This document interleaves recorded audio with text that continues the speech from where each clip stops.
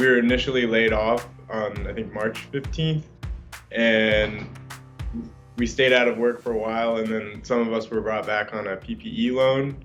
As some of the restrictions were being lifted, like indoor dining and things like that, I decided, A, because I had missed out on so much income, that it was more responsible financially for me to move home. We both enjoyed the job. I think we both decided to leave because we were worried about our health. We were worried about the well-being of our families as well, exposing them to the virus.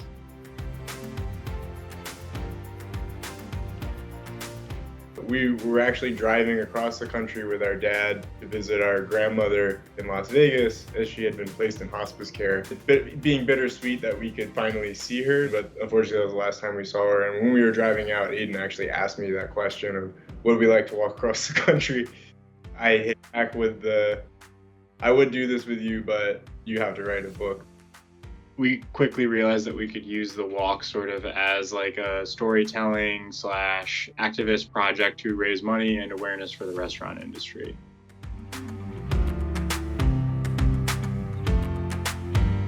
There was one diner in Fort Wayne, Indiana, Cindy's Diner. She was the only person working. She was working totally by herself, doing the job of like dishwasher, food runner, packaging everything up, answering the phones, on top of cooking everything as well. Went to this place in Omaha called Porky Butts Barbecue, and the owner, his name is Blaine. What stood out to me was him talking about his staff and how much he cared for them, and how for him it made so much more sense to pay a dishwasher really, really well and hold on to them and have the same dishwasher for years and years and years. Because you found someone good who does their job well, you should hold on to them.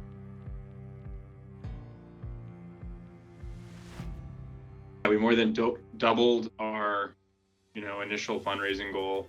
That's like one of the best parts of the whole experience for me. It's just like people cared enough to donate, like hundreds of people donated.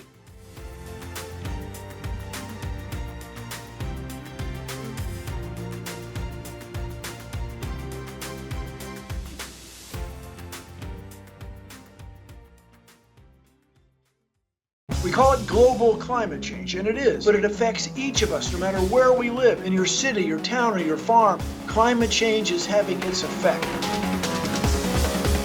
The more people we are on the planet, the less resources there are for each of us. In my lifetime, we've eradicated 2/3 of wildlife on planet Earth. Almost like a mind-boggling scale of loss of life.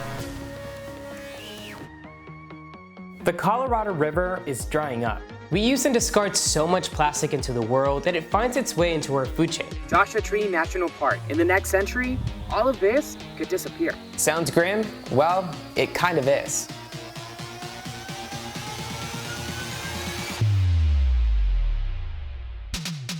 I want to build a compost site and help that community stand on their feet. That's what Compost Power is about. It's about just giving the power to the people. I think really we are in the situation that Noah was in. And the question now is, what can we save? How else can I give back? How else can I make my energy matter? We as tribal people, we're very dedicated to our homeland. If we can live in harmony with nature, then we are able to harness nature for these paradigm-shifting solutions. We need to preserve our soil. I mean, the good news is we can build it. Only what you love would you protect, and only what you learn about can you come to love.